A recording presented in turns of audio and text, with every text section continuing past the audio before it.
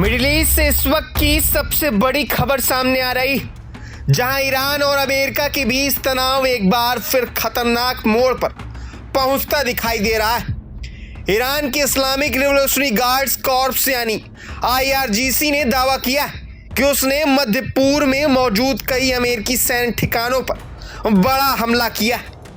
Iran की सरकारी समाचार एजेंसी IRNA के मुताबिक इस कार्रवाई में 18 अहम अमेरिकी सैन्य परिसंपत्तियों को निशाना बनाया गया। दावा किया गया कि कुवैत के अली अल Salem airbase, Ahmad Al Jaber airbase और बहरीन के शेख ईसा एयरबेस समेत कई महत्वपूर्ण ठिकानों पर हमले किए गए। ईरान का कहना है कि यह हमला अमेरिकी कार्रवाई के जवाब में किया गया है। दूसरी ओर इन हमलों के बाद पूरे क्षेत्र में सुरक्षा व्यवस्था को हाई अलर्ट पर डाल दिया गया।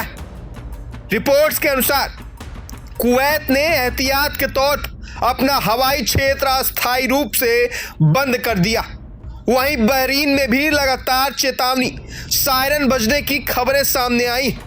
इन घटनाओं ने पूरे खाड़ी क्षेत्र में चिंता बढ़ा दी।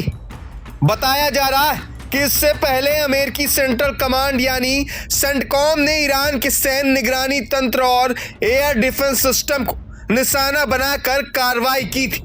अमेरिकी सेना का दावा है कि जिन ठिकानों को निशाना बनाया गया वे अमेरिकी सैनिकों और हितों के लिए खतरा बन रहे थे। इस ऑपरेशन में अमेरिकी वायुसेना, नौसेना और मरीन कॉर्प्स की ओर से सटीक हथियारों का इस्तेमाल किया गया।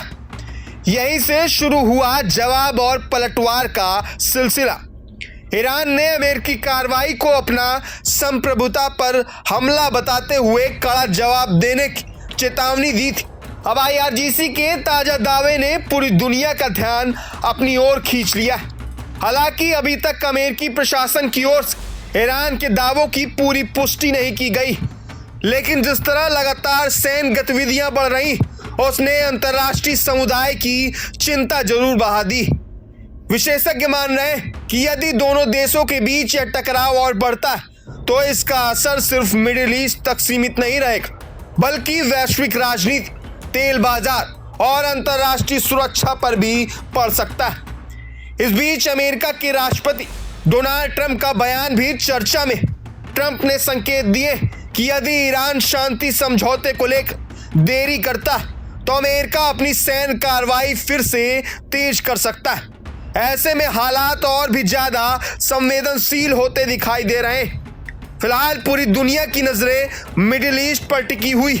क्या यह तनाव जल्द शांत होगा या फिर यह टकराव किसी बड़े क्षेत्रीय संघर्ष का रूप ले सकता है, यह आने वाले दिनों में साफ होगा। लेकिन इतना तय कि ईरान और अमेरिका के बीच बढ़ता यह टकराव वैश्विक स्तर पर चिंता का विषय बन चुका है।